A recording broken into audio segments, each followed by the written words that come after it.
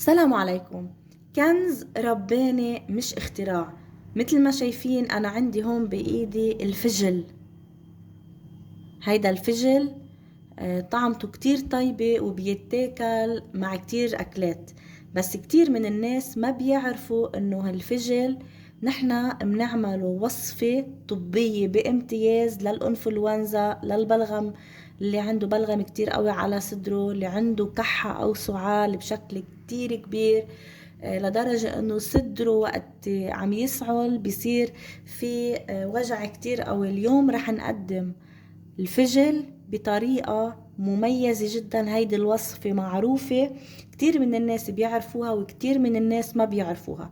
إذا أنتوا بتعرفوا هيدي الوصفة خبروني تحت بالكومنتات انه هيدي الوصفة كيف بتعرفوها وهل جربتوها بيوم من الايام او لا. بداية احبائي، اول شي حطوا لي لايك، واكيد اذا كنتوا جديد بالقناة وحابين يوصلكم مني كل جديد ما عليكم الا تنزلوا لتحت لاسفل الفيديو تكبسوا اشتراك، تفعلوا الجرس، واكيد تكبسوا على كلمة الكل. بداية عندي الفجلي مثل ما شايفين، شو ما كان حجمها مش مشكل، المهم انه هيدي الفجلة بدي قصة وبدي دخلها السكر. اذا بدي قصة وبدي دخلها السكر. رح قصة بهيدا الشكل مثل ما شايفين، بدي قصة شوي من تحت بهيدي الطريقة لأقدر وقفها. شفتوا؟ هلا بدي جيب المقوار وبدي باشر احفرها بهيدا الشكل.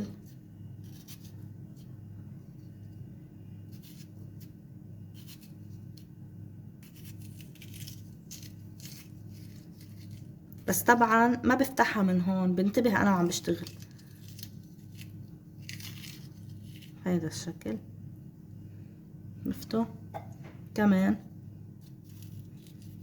بتعرفوا هالايام الانفلونزا مجتاحة المنطقة، والادوية كتير غالية، فعم نحاول قد ما فينا نقدم وصفات انها تفيد كل العالم، لحتى طبعا يستفيدوا.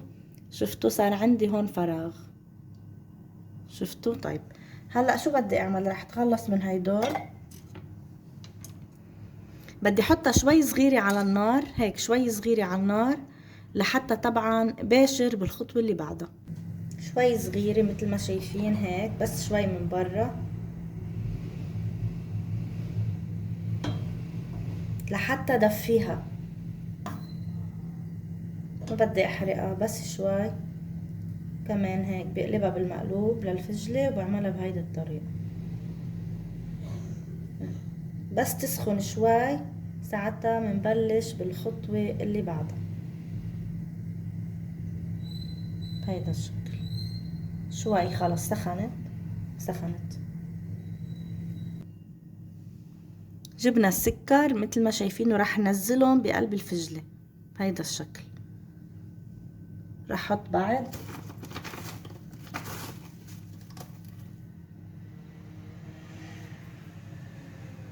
بهي الطريقة. هلا بعملهم هيك. هلا شو بدي اعمل؟ هلا هيدول السكرات مع الفجلة بدي اتركهم 24 ساعة. يعني انا مفروض اترك السكر بقلب الفجلة 24 ساعة، من هلا لتاني يوم مثلا او 12 ساعة. نتركهم 12 ساعة. خلال 12 ساعة شو رح يصير؟ خلال 12 ساعة رح يتحول السكر لعسل. إذا خلال 12 ساعة رح يتحول السكر لخلاصة العسل من الفجل. يعني رح تاخد السكر كله، رح ياخد الخلاصة الداخلية للفجل، وساعتها نحن بنقدر نستخدم العسل اللي رح يطلع منه مضاد أو كتير للسعال، للبلغم، اللي عنده مشكلة انفلونزا بشكل كتير كبير. هون مثل ما قلت لكم عم اقدم وصفات طبيعية. هلأ رح اتركها ورح ارجع فرجيكم بعد 12 ساعة كيف حتصير. هلا طبعا اذا كانت مثلا الفجلة اكبر، في فجل بيجي كتير كبير بنتركهم مثلا 24 ساعة، بس هيدي الفجلة صغيرة مثل ما شايفين رح نتركها 12 ساعة لحتى يصير معي السكر عسل. رح غيب عنكم وارجع بعد 12 ساعة. ورجعنا بعد 12 ساعة أحبائي. شفتوا تحول كل السكر الموجود لسائل. أنا طبعا حطيتها بكوب بكباية صغيرة مثل ما شايفين. رح نشيلها حتى انه ظهر لبرا، يعني صار في عندي برا. شفتوا تحسوا المي تقيلة مثل العسل، نفس الشي. رح فرجيكم كيف.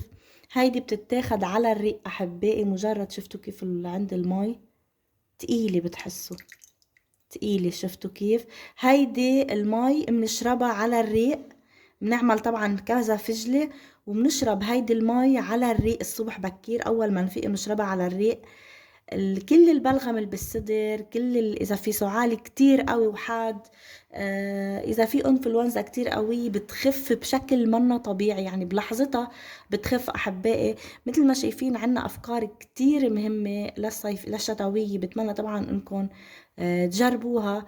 مثل ما شفتوا من فجلة وشوية سكر قدرنا نحصل على هيدي الوصفة الرهيبة. كمان في عندي وصفة تانية بنفس الطريقة، هي البصل. كمان منجيب البصل، بنعمل فتحة بقلب البصل وبنحط بقلبها السكر وبنتركها تقريبا 12 ساعة لتاني نهار. أنا عملتها امبارح وبدي فرجيكم كيف صارت. هون عند البصلة كمان نفس النتيجة أعطتني. بينزل منها بتصير مثل العسل، بينزل منها السكر. إذا انحط بيتحول بعد 12 ساعة لشي هيك مثل الزيت أو مثل العسل. نفس الشي. شفتوا أنا ما كترت سكر امبارح فيها. كنت بدي جرب طبعا هيدي التجربة وعملت بحث كتير كبير وتبين لي إنه كمان البصل إذا حطينا بقلبه السكر كمان بيتفاعلوا مع بعض، وتاني نهار السكر بيتحول لمادة سائلة. هيدي المادة السائلة كتير مهمة كمان للكحة، للسعال، للبلغم، اللي عنده مشاكل بصدره، ما قادر يتنفس بسبب الانفلونزا اللي كتير قوية. مثل ما شفتوا أفكارنا كتير بسيطة أحبائي، من قصص موجودة عنا بالبيت بنقدر نوفر كتير. وما ضروري نروح نشتري أدوية بمبالغ طائلة. بتعرفوا هالأيام كل شي غالي، حتى الدواء يمكن في ناس ما قادرة تحصل عليه. فبأبسط طريقة بنقدر نعمل طبعا هيدي الوصفة كمان مع الفجل مثل ما شفتوا.